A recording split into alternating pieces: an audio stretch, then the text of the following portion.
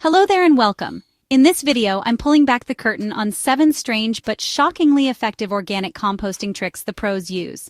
These are the hacks that go way beyond the basics, the secrets that will turn your soil from just fine to absolutely phenomenal. And the 5th one is probably sitting in your recycling bin as we speak. So if you're ready to make your best compost ever, you're in the right place. Alright, our first weird trick lets you ditch the compost bin entirely. Seriously. It's called trench composting, but I just call it the dig and drop method. Let's be honest, traditional compost piles can be a pain. They take up space, they need maintenance, and you have to keep turning them. It's a whole thing. But what if you could put all that good organic matter right where your plants will eventually need it and let the earth do all the heavy lifting for you? That's the beauty of trench composting. Instead of a bin, your garden is the compost pile. All you do is dig a trench or a hole about a foot deep in an empty garden bed. Throughout the week, you just toss your kitchen scraps, coffee grounds, veggie peels, leftovers, right into the hole. Once it's full, cover it back up with the dirt you dug out. That's it. No turning, no watering, no fuss. Here's why it's so powerful. You're creating slow-release nutrient pockets directly in your soil. As those scraps break down, they attract a ton of earthworms and beneficial microbes right to the root zone of your future plants.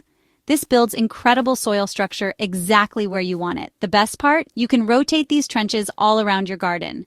A trench from this year becomes an insanely fertile planting spot next year. Perfect for heavy-feeding plants like tomatoes, squash, or corn. It's the ultimate lazy gardener hack for building amazing soil over time.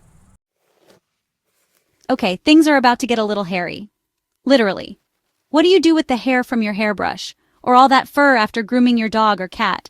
Most of us just toss it, but you're actually throwing away a fantastic free source of nitrogen. One of the biggest hurdles in composting is getting enough green material, the nitrogen-rich stuff that gets the pile cooking. Kitchen scraps are great, but you might not always have enough. But hair and fur? They're packed with pure, slow-release nitrogen. This isn't even a new idea. Farmers have been using wool and hair to enrich soil for centuries. So here's the plan. Start collecting it. Keep a little jar in your bathroom for hair from brushes and another for pet fur. When you have a little pile, just sprinkle it into your main compost bin. The key is to spread it out. If you toss it in as one big clump, it'll mat together and take forever to break down. Mix it in with your leaves and other materials. Now, a quick heads up. This is a long game strategy. Hair breaks down very slowly, so it's not a quick fix. But it provides a steady trickle of nutrients over many months. The result is a compost that's incredibly rich in the nitrogen your plants need for lush green growth. It also adds great structure to your pile, creating air pockets that help everything decompose. Plus, some gardeners swear the scent helps keep deer and rabbits away. It's a completely free, renewable resource that most people are just throwing in the trash. If you thought hair was weird, get ready. We're about to turn your kitchen into a science lab with a method called bokashi. Technically, it isn't even composting, it's fermenting. The big problems with traditional composting, especially if you're tight on space, are the smell, the potential for pests, and how long it takes. That's all because it's an aerobic process, meaning it needs air. Bokashi flips that on its head. It's an anaerobic process, happening in a completely sealed, airtight bucket. Here's how it works. You get a special bokashi bin with a spigot at the bottom. You add your food scraps and, get this, you can add everything. I'm talking meat, dairy, bones, oily foods, all the stuff that's a huge no-no for a regular compost pile. After adding a layer of scraps, you sprinkle on some special bokashi bran, which is loaded with effective microorganisms. You press it all down to get the air out, seal the lid, and just keep repeating. Over about 2 weeks, those microbes ferment the waste. There's no rotting smell, just a faint sour scent, kind of like pickles or beer. During this time, a potent liquid fertilizer or bokashi tea collects at the bottom. You can drain it from the spigot, dilute it with water, and feed your plants with it. After 2 weeks, you're left with pre-compost. It will look mostly unchanged, but it's pickled and alive with good microbes. And this part is key. You then have to bury this pre-compost in your garden or add it to your big compost pile. This final step ensures it breaks down completely and won't attract pests. It's an unbelievably fast and odor-free way to deal with 100% of your kitchen waste. So, you've made some beautiful, crumbly, finished compost. Most people just spread it on the garden and call it a day. But what if you could take that solid gold and brew it into a liquid energy drink for your plants? Well, that's compost tea. The thing about solid compost is that its nutrients can take a little while to become available to your plants. It's more of a slow-release meal, but sometimes your plants are stressed or need an immediate pick-me-up, especially when they're producing fruit. Compost tea is the answer. It's a way to extract all the beneficial microbes and soluble nutrients from your compost into a liquid form. The easiest way to do it is to take a bucket of non-chlorinated water, scoop a few cups of your best compost into a mesh bag. An old pillowcase works great, and just let it steep. Swirl it around once or twice a day, and after a day or two, you're done. You'll have a dark, rich liquid that's teeming with the beneficial bacteria and fungi that make compost so magical. You can pour it on the soil to feed the roots directly or put it in a sprayer for a foliar feed. When sprayed on leaves, these good microbes can help protect the plant by crowding out the bad guys that cause disease. Many gardeners swear by it. It gives your plants a quick, easily absorbed shot of life, leading to greener leaves and stronger growth. It's like a vitamin-packed smoothie for your garden. Okay, we're more than halfway through, and we've already gotten pretty weird. If your mind is buzzing with ideas for your compost pile, do me a quick favor and hit that subscribe button. It's totally free, and it tells the algorithm you want more garden supercharging secrets like these. Now let's get to that trick I mentioned that's hiding in your recycling. Here it is. The game-changing trick that's probably waiting in your recycling bin right now. I'm talking about plain brown cardboard and shredded newspaper. I know what you're thinking. That's just a brown material, right? Yes, but there's a secret to using it that goes way beyond that. One of the most common composting mistakes is creating a pile that's too wet, too dense, and packed with green kitchen scraps. This leads to a slimy, stinky mess. The secret ingredient your pile is screaming for is carbon, and cardboard is one of the best sources. But here's the real trick. Don't just toss flat pieces on top. You have to shred it or tear it into small pieces. Then, and this is crucial, get it wet before you add it in. Think of it this way. A dry, flat piece of cardboard is like a locked door for microbes.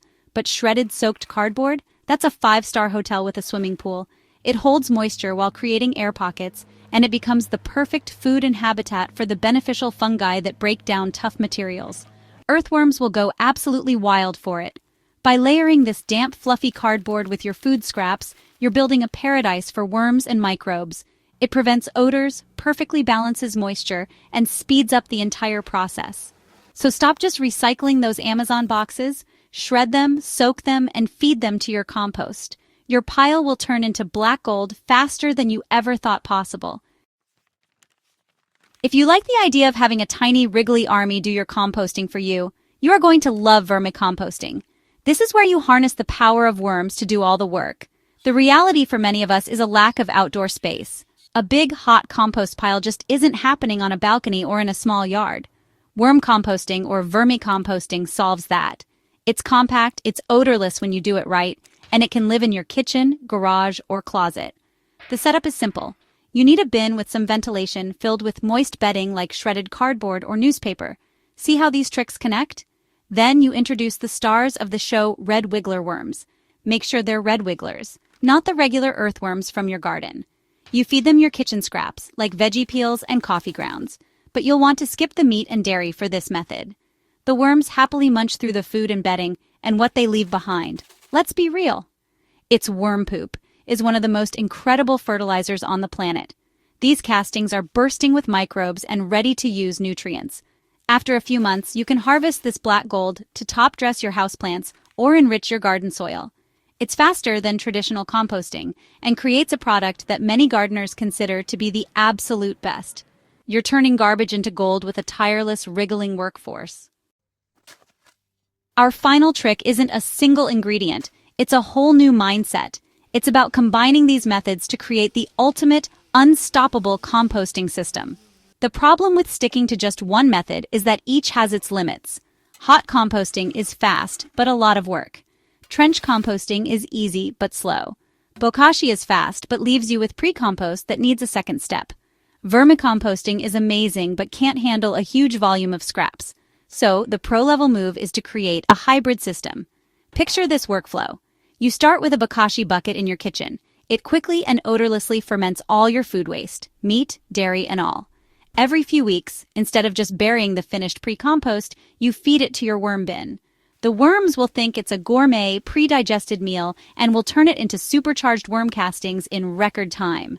Then you take those incredible castings and brew a batch of compost tea for an instant boost for your plants. All the while, your bigger yard waste is quietly enriching your garden beds for next year through a simple trench composting system. By combining these methods, you play to their strengths and cancel out their weaknesses. You create multiple streams of high-quality, biologically diverse goodness for your garden. This is how you close the loop, waste nothing, and build a truly resilient and supercharged garden. So there you have it, 7 weird but incredibly powerful ways to take your compost to the next level. We covered the dig and drop genius of trench composting, the slow release power of hair and fur, the fermenting magic of bokashi, and the quick hitter of compost tea. We unlocked the secrets of cardboard, put an army of worms to work, and tied it all together with a pro-level combination strategy. These aren't just tricks, they're a new way of looking at what we call waste. You can transform everything into fertility and life. Your garden is an ecosystem, and with these methods, you're on your way to becoming the master of it. Now, I want to hear from you. Which of these weird tricks are you excited to try first? Are you about to start a worm farm? Or are you sizing up a spot in your garden for a trench? Drop a comment below and let me know. I love reading every single one.